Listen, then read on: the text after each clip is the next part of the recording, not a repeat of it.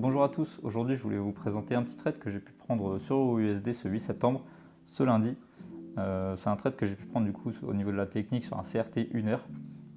C'est pas forcément recommandé sur les CRT, j'utilise énormément cette technique donc je commence à avoir pas mal de connaissances là-dessus pour pouvoir prendre potentiellement des trades sur 1 heure. Là en l'occurrence j'ai fait un magnifique trade qui m'a fait plus de 5 R, donc c'était vraiment intéressant de le prendre. Alors je voulais vous montrer du coup toute l'analyse technique qu'il y avait derrière. Et c'est parti. Donc tout d'abord, j'étais bullish sur USD déjà depuis un moment. Faut savoir qu'on est bullish. Pourquoi? Alors tout d'abord parce que si on va déjà sur du monthly, on voit qu'on a un très beau CRT à aller chercher, un CRT high monthly à aller chercher au niveau de nos dolls. Alors qu'est-ce que c'est les dolls? C'est les draw on liquidity. Ça sert à quoi? C'est des zones qu'on doit potentiellement aller chercher sur des higher time frames. Donc là, on est sur du weekly, on est sur du monthly et même du daily pour aller chercher ces zones. On peut voir que sur du 3 jours, on a des CRT à aller chercher. Là, on est déjà allé chercher un des derniers CRT. Et il y a celui-là aussi que j'ai pas noté. On peut se le rajouter. C'est vrai que je l'avais pas noté de base, mais voilà. On a une autre zone à aller chercher potentiellement. Donc, de toute façon, dans ma vision, j'étais clairement bullish depuis un moment. Et pareil, inversement, on est clairement bearish sur le DXY au niveau de l'analyse. Il faut savoir que j'analyse très souvent, même si c'est même obligatoire si vous tradez Euro-USD, de faire des analyses sur le DXY. Forcément, les deux sont corrélés. Le but, c'est d'avoir des connexions avec des SMT. Et voilà, le but, c'est vraiment d'analyser sur le DXY pour prendre des positions sur Euro-USD. Alors, au niveau du daily, du coup, j'ai noté du coup ce jour-ci avec ces deux bandes là pour voir ce qui se passe au niveau de mon jour. Alors, on a commencé le jour du coup à ce niveau là, donc en fait il y a eu un retracement. On commence la semaine souvent sur des retracements ou des ranges, ça dépend. Là en l'occurrence on commence sur un petit retracement avec un PDRI directement. On réagit très bien sur un PDRI 4 heures. Alors PDRI ou alors key level, comme vous le voulez, c'est vraiment comme vous le souhaitez. C'est vraiment un point clé où le prix est susceptible de réagir. Donc là moi de base j'avais noté du coup ce CRT qui datait du coup du vendredi de la dernière semaine avec ce doll. Ce CRT n'a pas été respecté donc je ne l'ai pas noté en tant que CRT même, mais c'est vrai qu'on a réagi dedans comme si c'était un CRT. Pourquoi c'est pas un réel CRT? Parce que ici, si on zoome un petit peu, à ce niveau-là, ça n'a pas bien respecté le niveau du CRT. Le prix il a soupe du coup la liquidité, mais il n'est pas revenu close en haut du turtle soup, tout simplement. Donc ok, on voit déjà que sur cette bougie, on réagit très bien quand même dans cette zone de FVG. Alors moi ce que j'ai fait, c'est je suis directement allé sur du 1 heure. Pourquoi? Alors déjà, j'attendais pas forcément de gros mouvements sur des higher time frames aujourd'hui. On est lundi, il n'y a pas d'annonce économique il me semble. Non, il n'y en a pas. Donc il n'y avait pas forcément de raison que le prix parte comme un fou, ce qu'il a quand même fait. J'attendais à des grosses réactions comme ça, plutôt au niveau de mardi, mercredi ou jeudi, là où il y a plus d'annonces économiques. Il me semble que demain, il n'y a pas forcément de grosses annonces, mais plus mercredi, jeudi, il me semble. En tout cas, du coup, pourquoi j'ai pris le trade qu'il y a juste ici? C'est à ce niveau-là que j'ai pris ce trade. Alors, déjà, il faut savoir que du coup, sur le 4 heures, sur le CRT, qui n'était pas réellement un CRT, mais du coup, je l'ai quand même noté, ça a très bien réagi, du coup, dans ce PDRI. Et il faut savoir que quand le prix range énormément dans cette zone, par exemple, voilà, c'est une zone particulière parce que c'est un FVG, mais quand le prix range souvent comme ça et qu'il a tendance à partir d'un côté ou d'un autre à la fin, ça va aller obligatoirement péter. C'est vraiment obligatoire. Tout le temps quand le prix range, il peut y avoir une manipulation et une contre-tendance derrière, mais très souvent le prix pète. Et vous allez vous apercevoir de ça à force d'analyser les graphes et ça réagit tout le temps pareil. Donc là j'ai vu quoi? Une accumulation à ce niveau-là. Je me suis dit ok, le prix va partir, surtout quand on était à ce niveau-là.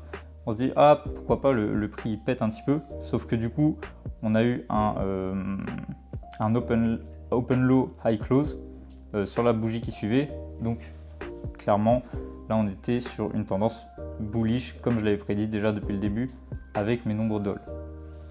Donc, au niveau de ça, et pourquoi aussi on a très bien réagi, parce que très souvent, quand on utilise le CRT, il faut savoir qu'il est beaucoup plus judicieux de prendre du coup un mouvement haussier en dessous du daily open, un mouvement baissier au-dessus du daily open.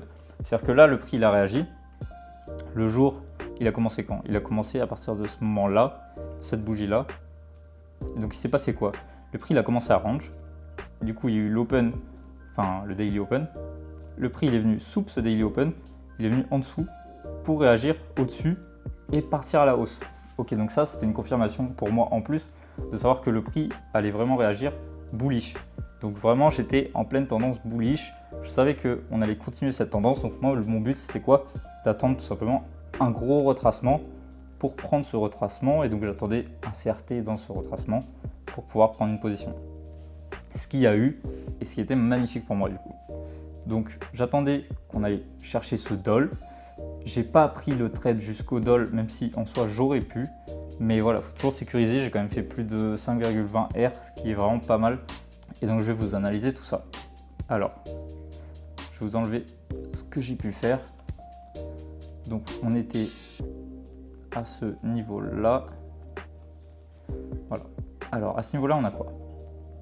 On a quoi? On a potentiellement un CRT. Je cherche mes... Ok, c'est là. On a un potentiel CRT. Oups. Et le but du coup c'est d'attendre comment le prix va réagir. Mais pour moi, ça, c'était pas le CRT à prendre parce que on n'a pas tellement de zones à aller chercher. Ok, j'avance. Voilà. Là, il n'y avait pas de zone pour moi, à part du coup ce rejection block. Mais pour le coup, c'était pas forcément intéressant. Alors qu'en dessous, on avait justement un lot à aller chercher.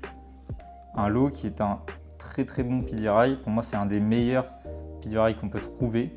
Et donc pour moi, c'était plus cette zone-là qu'il fallait aller chercher. Ce lot à aller souple. Et donc mon CRT était plus à ce niveau-là. Voilà. Avec du coup le CR lot. Et donc là, sur un CRT de 1 heure, on attend quoi? Du coup, de prendre une position sur du 5 minutes.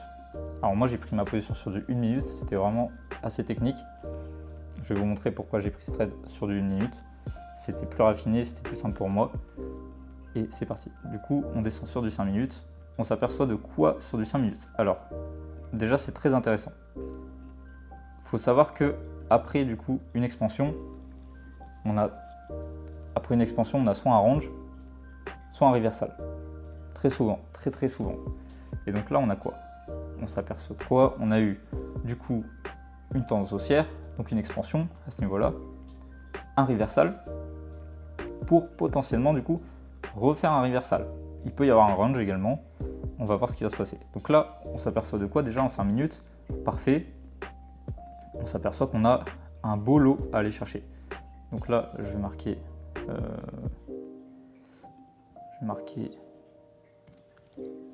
hold low. Donc voilà, on a un hold low à aller chercher qui sera du coup mon key level pour ce CRT 1 heure. Alors du coup, c'est parti. Le prix fait quoi? Le prix il soupe à ce moment-là. Il soupe quoi? Du coup, le CR low qu'on peut du coup appeler tout de suite du coup TS, donc ça turtle soup. Ok, on allait chercher du coup ce hold low qui était mon PDRI 1 heure. Et donc à ce moment-là, je me dis quoi? Ok, on peut s'attendre à un reversal à ce moment-là. Pourquoi? Parce que déjà, on a la formation d'un OB, un modèle 1 plutôt. Nous, sur les CRT, on utilise beaucoup le modèle 1. Le modèle 1, c'est quoi? C'est un OB tout simplement, mais un OB valide. Pourquoi valide? Là, en l'occurrence, qu'est-ce qui s'est passé? Pourquoi je n'ai pas choisi déjà ce modèle 1? Alors déjà, je vais le noter comme ça, vous allez mieux vous repérer. Ok, donc là, on a un très beau modèle 1. Pourquoi? J'ai pas choisi ce modèle 1 parce qu'il n'a pas été souple. Il n'a pas été souple. Donc en fait, celui-là, il a été souple également. Tout simplement. Et il a été close par un corps de bougie, pas par une mèche. D'abord, si on avait choisi celui-là, par exemple, sur ce candle-là, très bien, le deuxième candle qui est bullish, ça aurait pas pu être ce candle-là, parce qu'en fait, ça a close au niveau de la mèche, tout simplement. Donc, c'est que ça n'a pas réellement fermé. À ce moment-là, ça a réellement fermé, mais il y a déjà eu ce dernier candle bearish, ce qui m'insinue que c'est ce candle-là qui est le réel OB, tout simplement. Donc, je vais fermer ça. Celui-ci n'a pas été turtle soup, donc je ne le prends pas en compte. Pardon. Donc, à partir de ce moment-là, j'ai mon OB valide. J'aurais pu prendre le corps à ce moment-là, mais c'est vrai que sur ces bougies qui sont incertaines, je préfère prendre la mèche. Voilà, si c'est vraiment une bougie un petit peu justement comme celle-ci, un peu plus puissante, j'aurais pris justement ce corps, mais là pour le coup, vu que c'était une plus petite bougie, je préférais prendre la mèche. Ça dépend totalement, très souvent ça réagit au corps, mais sur cet exemple-là, je préférais prendre la mèche au cas où. Alors, qu'est-ce qui s'est passé? Donc le candle s'est fermé à ce moment-là. On vient faire quoi? On vient retester directement mon modèle 1. Donc on aurait pu déjà prendre un trade à ce moment-là, mais j'ai voulu attendre l'OTE ou le Kiss of Death, comme on va voir après, pour prendre une position. Donc j'attendais déjà d'avoir plus de confirmation. Là, il faut savoir que du coup, le prix a très bien réagi à cet order block. Voilà, on voit très bien du coup. Alors, ensuite, il se passe quoi? Ok, le prix grimpe. Ok. Il a failli TP, et ça c'est très très intéressant. Alors, pourquoi c'est très intéressant? Il n'y a pas beaucoup de monde qui l'explique. Ça, j'ai pu l'apprendre grâce à 700S. Merci beaucoup à lui. Il explique très très bien comment on fait ça, et j'ai vu personne d'autre l'expliquer, et c'est vraiment ce qui a pu me faire prendre ce trade. C'est-à-dire que là, qu'est-ce qui se passe?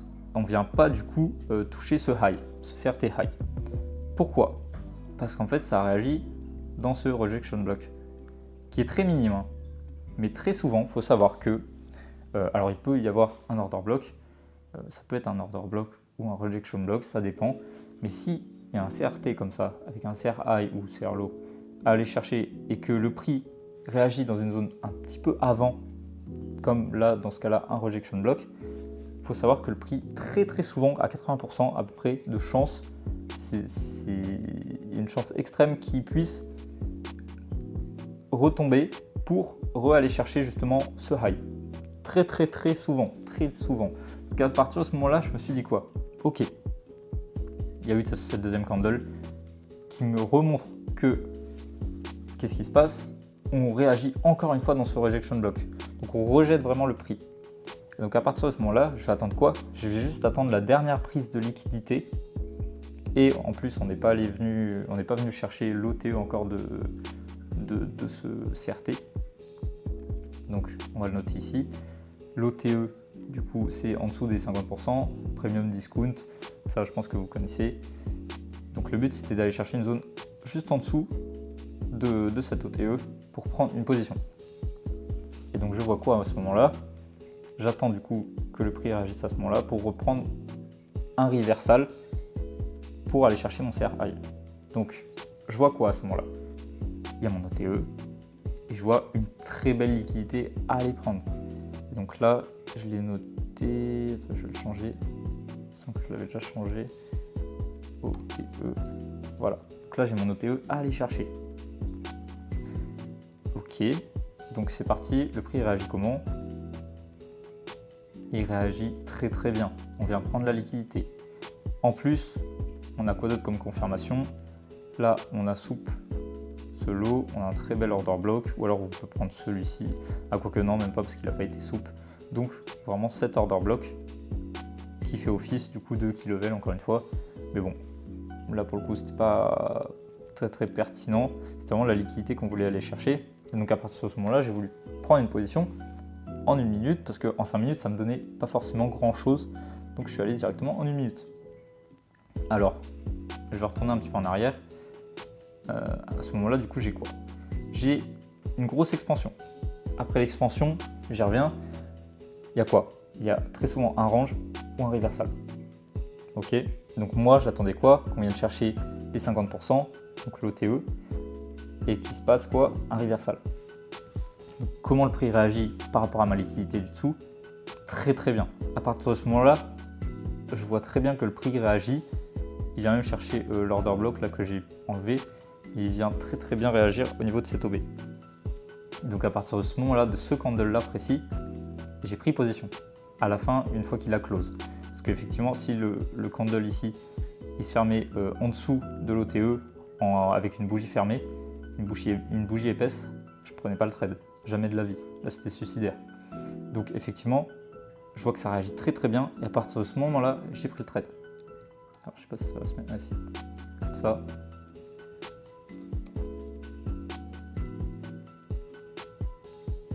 Hop, et ça fait 5,27 de R. Ok. Donc, il se passe quoi? Ok.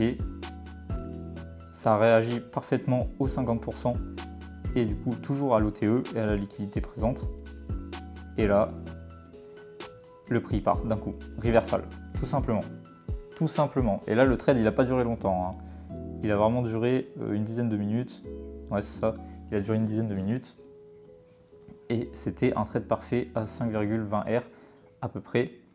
Et donc voilà. Et là, on a eu quoi? On a eu toute notre séquence de CRT. Ce qui est magnifique. On a eu du coup la première réaction d'un modèle 1. Super. Super. On a eu du coup... Non, déjà, je vais reprendre avant. On a eu du coup une réaction au niveau d'un PDRI, un hold low, qui est un très très beau PDRI, ou un key level, peu importe, c'est la même chose. On est venu Turtle Soup du coup, le CRT, le CR low. Il y a eu une très belle réaction du coup à ce niveau-là, au niveau du modèle 1. Je vais revenir sur du 5 minutes. Ce sera plus simple à comprendre. Voilà. On est venu Soup, modèle 1, OB valide, toujours OB valide. Très très bonne réaction au niveau de cette OB avec des mèches.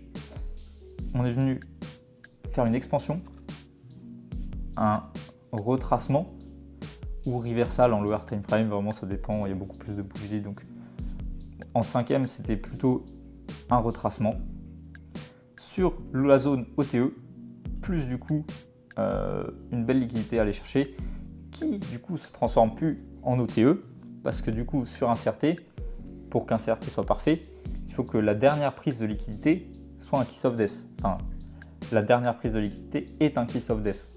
Donc, kiss of death. Donc voilà, parfait.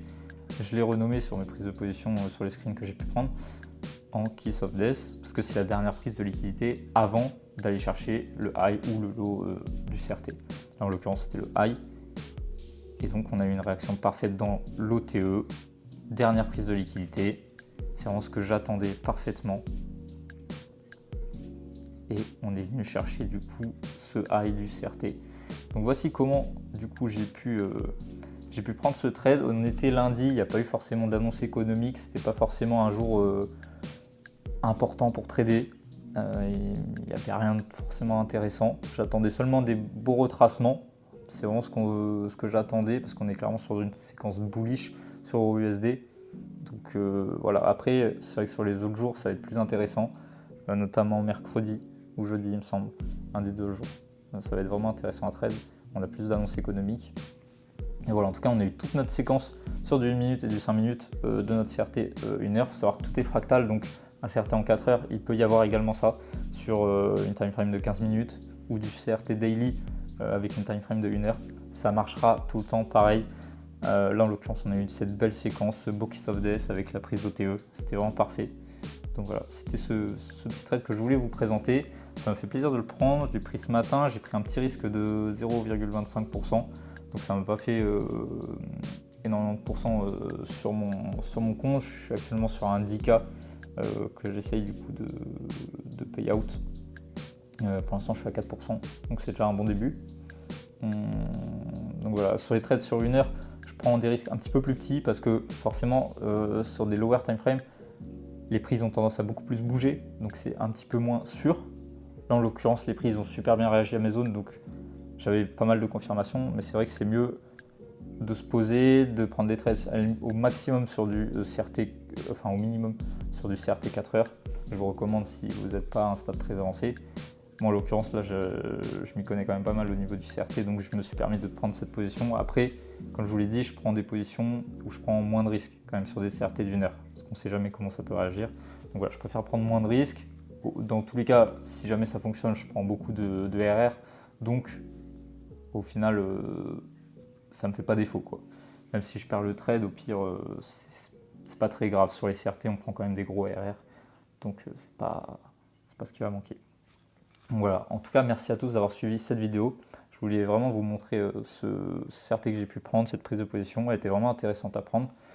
Et je vous remercie du coup de m'avoir regardé. C'était Baptiste et ciao.